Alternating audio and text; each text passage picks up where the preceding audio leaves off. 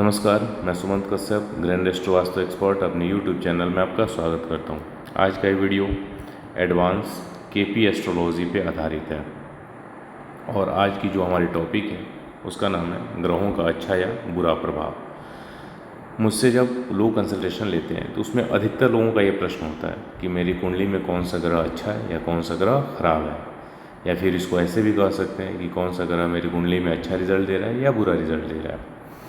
तो इस कुंडली के माध्यम से हम इस प्रश्न का उत्तर ढूंढेंगे और आपको एक प्रैक्टिकल अप्रोच समझ में आएगा कि कैसे इस चीज़ को हम देखते हैं कुंडली में कि आपके लिए आपकी जो रिक्वायरमेंट है यानी जो आवश्यकता है या आपकी जो इच्छा है उस संदर्भ में कौन सा ग्रह अच्छा है और कौन सा ग्रह बुरा है। एक बात और यहाँ मैं आपको बताना चाहूँगा, ये जो मेरे क्लाइंट हैं ये पिछले 2-3 साल में 3-4 एस्ट्रोलॉजर जो लाल किताब ज्योतिष के हैं, और उसमें एक ज्योतिष तो ऐसे भी हैं जो पहले टीवी पर आते थे, न्यूज़ चैनल्स पर उनके प्रोग्राम आते थे, बाद में उन्होंने अलग अलग 2-3-4 नामों से वो कुंडली को अपनी एक ब्रांडिंग की, उसको बेचा और उपायों का एक पोटली जखीरा देते हैं। अभी भी आपका सोशल मीडिया के माध्यम से भी वो अलग अलग जगहों पर अलग अलग नाम से उसका अपनी कुंडली का एडवर्टीज़मेंट करते हैं। करना भी चाहिए, कोई बुरी बात नहीं है, लेकिन बात ये है कि इस आधार पे जैसे सपोज मैं केपी एस्ट्रोलॉजी देखता हूँ। अब कई बार केपी एस्ट्रोलॉजी से सपोज मैंने किसी की कुंडली देखी और उसको कुछ रिज़ल्ट नहीं मिला या कुछ प्रेडिक्शन मेरा ख़राब हो गया यानी गलत हो गया, तो आप ये नहीं कह सकते हैं कि केपी एस्ट्रोलॉजी ख़राब है। यदि आपके केस में सपोज आपने मुझसे कुंडली दिखाई और आपके केस में मेरा प्रेडिक्शन गलत हो गया, तो ये मेरी इनएबिलिटी है, यानी मैं आपके केस में रिज़ल्ट नहीं दे पाया तो ये मेरी कमी है, ना कि केपी एस्ट्रोलॉजी का। वैसे ही यदि कोई लाल किताब का या नाड़ी ज्योतिष का कोई ऐसे विद्वान है जो आपको रिज़ल्ट नहीं दे पाते हैं तो फिर उनकी कमी है, ना कि उस विद्या की कमी है। कहने का तात्पर्य है कि ज्योतिष की जो भी ब्रांचेस हैं वो सब की सब उत्कृष्ट स्तर की हैं, बहुत ही अच्छी हैं। लेकिन एक बात जो यहाँ समझने वाली है कि जब कोई ज्योतिषी कंसल्टेशन देता है तो कई बार वो प्रोसेस ही डिसाइड कर देता है कि आपको क्या मिलेगा, कितना मिल पाएगा। क्योंकि इन्होंने ये जो क्लाइंट हैं ये जब उस ज्योतिषी महोदय के पास गए थे उनको ऑफिस में मिलने, तो उस दिन 28 से 30 लोग नंबर में थे। अब आप सोचिए कि 30 लोग हैं, 5 से 6 घंटे में कितना समय एक जातक को मिल पाएगा। मुश्किल से 10 से 15 मिनट का समय आपको मिलेगा। उस 10 से 15 मिनट में यानी वो ज्योतिषी पहले से आपकी कुंडली नहीं देखा है, 10 मिनट में आपकी पूरी कुंडली को देख लेना, उसके प्लस और माइनस पॉइंट को निकाल लेना, आपको रेमेडीज़ बता देना, फ्यूचर के लिए गाइड कर देना, मुझे नहीं लगता कि इतना आसान है और इतनी आसानी से इसको हैंडल किया जाना चाहिए, जो कि मुझे लगता है कोई कितना भी विद्वान हो तो वो 10 मिनट में ऐसा पूरा हैंडल करके और किसी की कुंडली का पूरा देख के और डील कर देना, कहीं ना कहीं मुझे लगता है कि थोड़ी सी ज़्यादा तेज़ी हो गई है। तो इतना ज़्यादा तेज़ी करने की आवश्यकता नहीं है और इस कारण कई लोग निराश हो जाते हैं। फिर उनको लगता है कि ज्योतिष बोगस है, ये काम नहीं करता, इससे कोई रिज़ल्ट नहीं मिलता है, जैसा कि इनके केस में हुआ। इनके घर वाले अब ज्योतिष या कंसल्टेशन या रत्न पत्थर के नाम से एकदम से ही चिढ़ जाते हैं और इनको भी डांट देते हैं कि तुमको अब इन चीज़ों में नहीं पड़ना।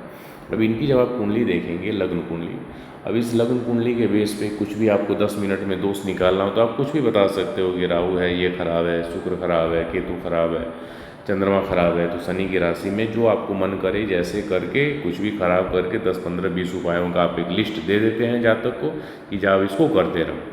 जबकि मुझे लगता है कि कम से कम 1 से 1.5 घंटे समय ज़्यादा भी लगेगा, क्योंकि कुंडली के जो 12 भाव हैं 12 महासागर के बराबर है।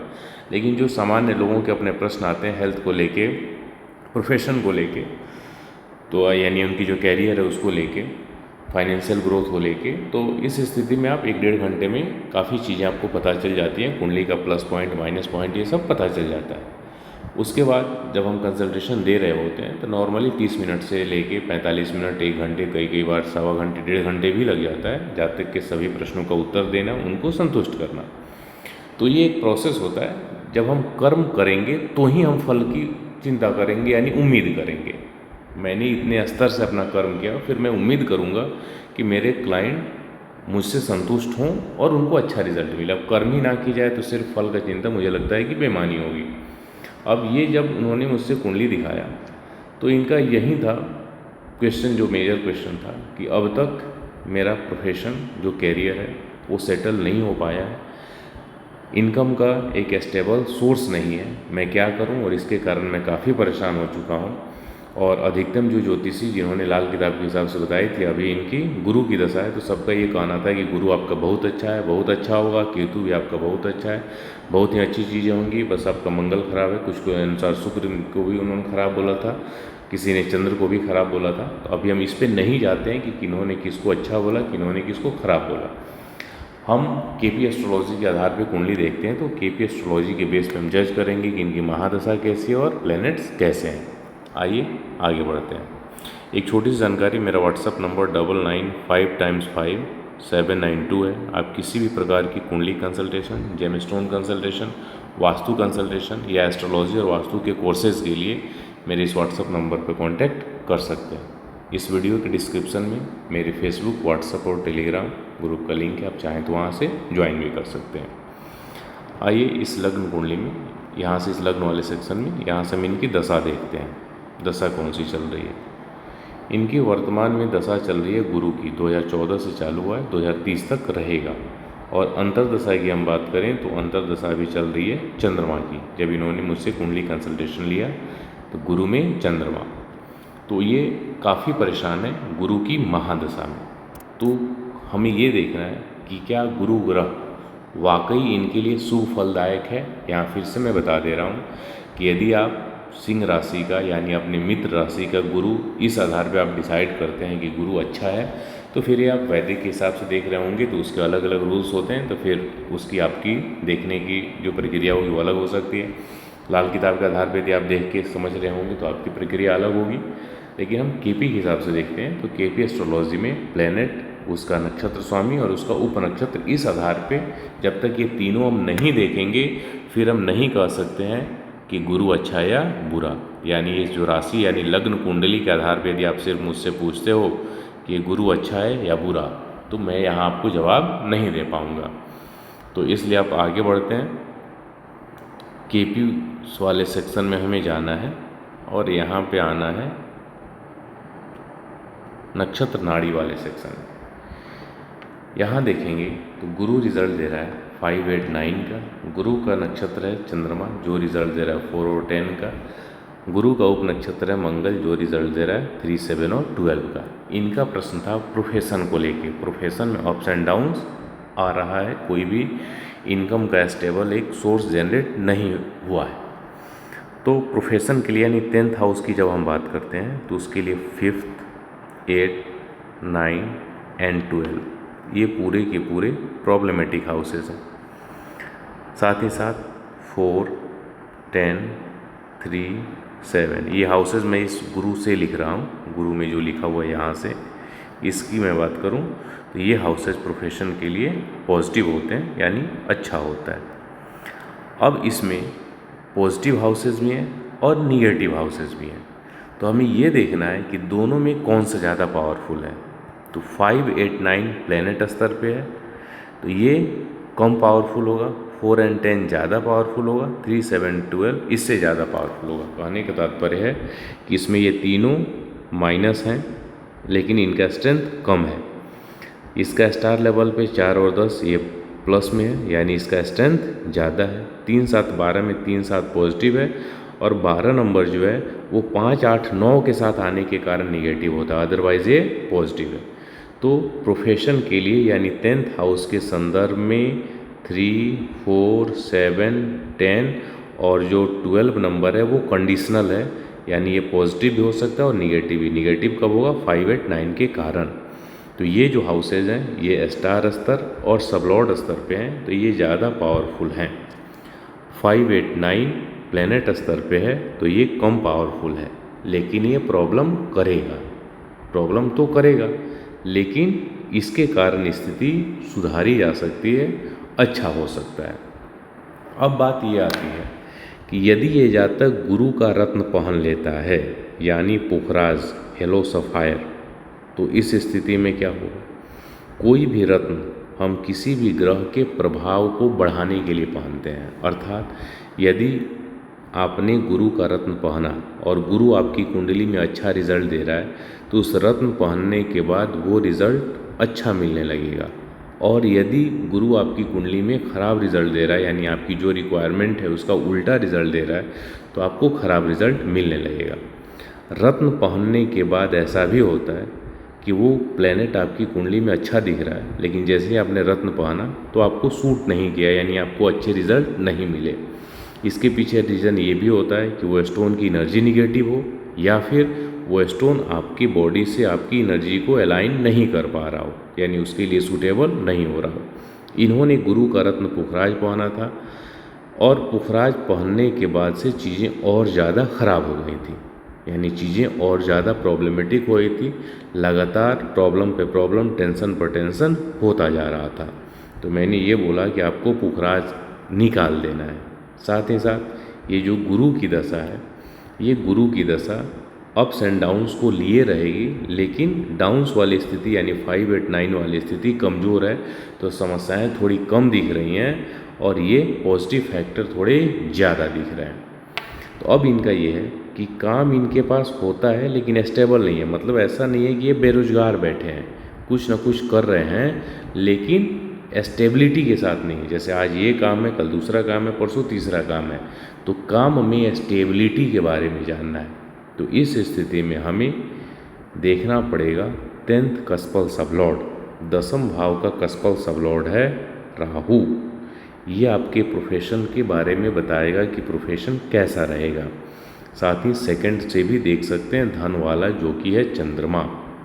अब आइए हम राहु की तरफ बढ़ते हैं। राहु में जब आप आएंगे तो राहु रिजल्ट दे रहा है 1, 2, 3, 6, 7, 12 का। राहु का स्टार बुध है जो रिजल्ट दे रहा है 2, 3, 7 का। और राहु का सबलॉर्ड शनि है जो रिजल्ट दे रहा है 9, 10 और 11 का। इसमें हम देखेंगे तो राहु का स्टार बुध है जो कि मल्टीपल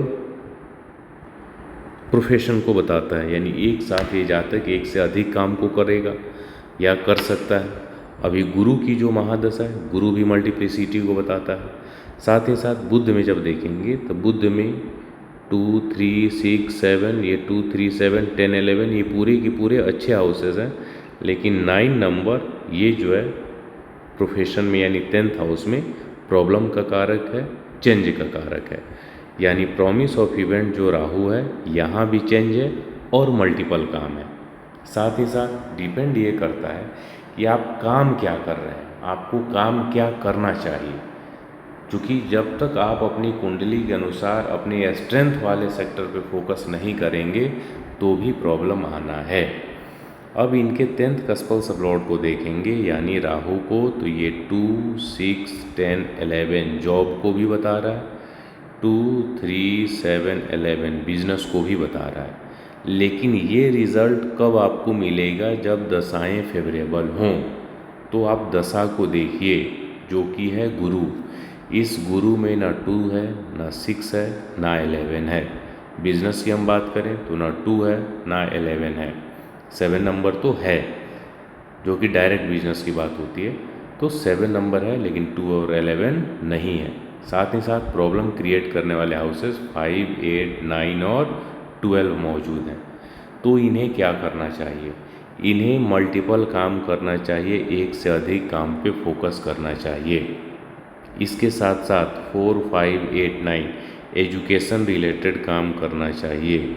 टीचिंग का काम कर सकते हैं, स्कूल और कॉलेज इंस्टीट्यूशन जो होती है उसको रन कर सकते हैं, उसमें पढ़ा सकते हैं या उसमें एज ए पार्टनरशिप काम कर सकते हैं। 5, 8, 9, 12 पार्टनरशिप के लिए प्रॉब्लम क्रिएट करता है, लेकिन जब आप कमीशन बेस पे होते हैं तो फिर इस स्थिति में आपको प्रॉब्लम नहीं होती है। आप रियल एस्टेट एजेंट का काम कर सकते हैं, रियल एस्टेट एडवाइज़र का काम कर सकते हैं। रियल एस्टेट में साथ ही रियल एस्टेट मतलब प्रॉपर्टी भी आ जाएगा, घर भी आ जाएगा, तो इससे जुड़ा हुआ कमीशन बेस्ड काम भी आप कर सकते हैं। रियल एस्टेट में कोई यदि कंपनी है तो उसमें आप जॉब भी कर सकते हैं, लेकिन साथ में ये भी ध्यान रखना है कि सिर्फ जॉब पे आप डिपेंड रहेंगे तो वो 6th हाउस का होता है और उसके लिए 5 और 5, 8, 9 प्रॉब्लमेटिक होते हैं, तो जो कि यहाँ पे मौजूद हैं। तो आप जॉब भी करें और जॉब के साथ साथ कुछ ना कुछ कमीशन रिलेटेड काम भी करें। तो जब तक आप अपने काम के तरीके को नहीं बदलेंगे तो प्रॉब्लम आना है। काम के तरीके को बदल लेंगे तो प्रॉब्लम काफ़ी हद तक कम हो जाएगा। साथ ही सेकंड कस्पस अब्रॉड चंद्रमा है, इसमें भी 4 नंबर है जो कि प्रॉपर्टी का है, कमर्शियल प्रॉपर्टी का 7 है, 3 और 10 सेल का है, यानी सेल और परचेज का जो काम है रियल एस्टेट का वो काफ़ी हेल्पफुल रहेगा। इसके साथ साथ टूर एंड ट्रेवल्स का भी आप काम कर सकते हैं। 3 नंबर है, 4 नंबर है, तो 4 यहाँ पे है और ऑलरेडी, और 5 नंबर इंटरटेनमेंट का है। तो जो प्रॉमिस ऑफ इवेंट हाउसेज होते हैं नॉर्मली दशा में भी हमें उनके कॉम्बिनेशंस देख लेने चाहिए, तो आप कर सकते हैं। कोई भी काम आपको अपने इंटरेस्ट का करना चाहिए, ना कि ऐसा सोच के कि कौन सा अच्छा रहेगा अभी के समय के हिसाब से या कुंडली के हिसाब से। कुंडली हमने देखना है, लेकिन कुंडली में 12 भाव हजारों प्रोफेशन को बताते हैं। आपकी इंटरेस्ट का कौन सा काम है, आप किस काम को करते समय घड़ी की सुई की तरफ नहीं देखेंगे, किस काम को करते समय आपको टालने की विचार नहीं आएगा, आलस नहीं आएगा, उस काम पे ही फोकस करना है। यानी कुंडली ये हेल्प कर सकती है कि ये काम आपकी कुंडली के अनुसार सूटेबल है या नहीं, करना तो आपको ही है। तो अपनी इंटरेस्ट वाला काम ढूंढना है। साथ ही ये गुरु का स्टोन नहीं पहनना है। यदि स्टोन पहना जाए तो इस स्थिति में बुध का स्टोन अच्छा है, आप ट्राई कर सकते हैं। शनि का स्टोन भी अच्छा है, इसको भी ट्राई किया जा सकता है। हेल्थ का प्रॉब्लम यदि ना हो तो राहु के स्टोन को भी ट्राई किया जा सकता है। शुक्र का स्टोन वो भी हेल्थ है, मैरिड लाइफ है, यदि उससे रिलेटेड प्रॉब्लम ना हो तो शुक्र का भी ट्राई किया जा सकता है। वैसे बुध और शनि नॉर्मली ज़्यादा बेनिफिशियल दिख रहे हैं, तो इनको आप ट्राई करके देख सकते हैं। साथ ही साथ जो रेमेडीज़ होती हैं अलग अलग प्लैनेट्स की, तो वो कार्मिक रूप से, यानी आप इन्वॉल्व होके जब उसको करते हैं और इंटेंशन ये होती है कि जो इसके नकारात्मक प्रभाव आपको मानसिक तौर पे महसूस हो रहे हैं वो कम हो, वो हट जाए। और कोई भी रेमेडीज़ हम करें तो दिमाग में ये टाइम फ्रेम हम लेके ना चलें कि 40 दिन तक इसको किसी भी तरह खींच लेना है या 2 महीने तक इसको झेल लेना है। ऐसी चीज़ें दिमाग में आए कि आप एक कोरम पूरा कर रहे हैं, तो मुझे नहीं लगता है कि उससे आपको बेनिफिट होती है। उम्मीद है यह कॉन्सेप्ट आपको समझ में आया होगा। मिलते हैं दूसरे वीडियो के साथ। धन्यवाद।